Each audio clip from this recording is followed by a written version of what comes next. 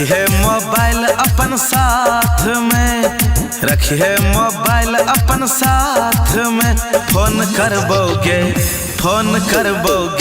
12 बजे रात में, फोन करबोगे 12 बजे रात में।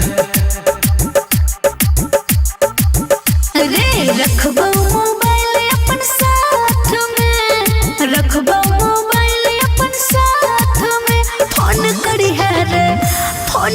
है रे 12 बजे रात में, फोन करी है रे 12 बजे रात में। मजा एते तब मीठी मीठी बात में, मजा एते तब मीठी मीठी बात में। फोन करी है रे 12 बजे रात में, फोन करी है रे 12 बजे रात में।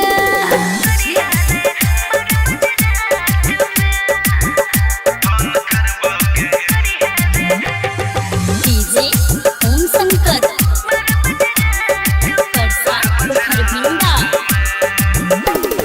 आबे ने निंदिया हमरा तरतिया, आबे छे बस तोहर ख्वाब गे।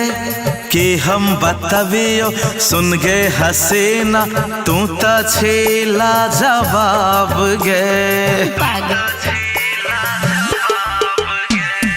आबे ने निंदिया हमरा तरतिया, आबे छे बस तोहर ख्वाब गे। कि हम बतबियो सुन गे हसीना, तू तो छीला जवाब गे। सुन रे सनम बतिया हमरो तो याद आबै छै तोहर, डूबल छै तोहरे याद में। रखिए मोबाइल अपन साथ में, रखिए मोबाइल अपन साथ में। फोन करबोगे 12 बजे रात में, फोन करबोगे 12 बजे रात में।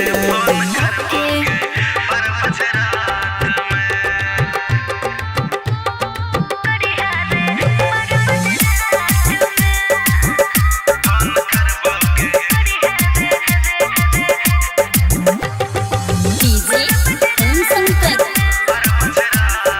परसा खरभिंडा। अरे सुत जेतै पापा, सुत जेतै मम्मी, सुत जेतै छोटकी बहिन रे।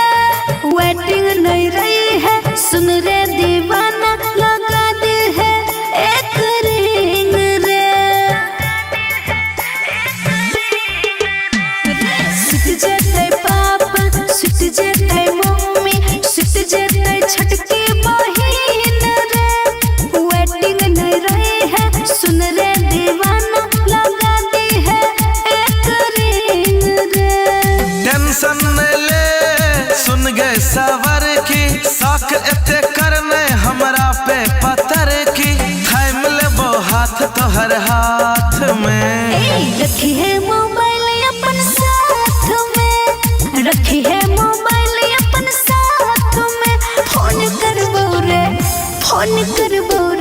12 बजे रात में, फोन करबोगे 12 बजे रात में। फोन करी है रे 12 बजे रात में, फोन करबोगे 12 बजे रात में।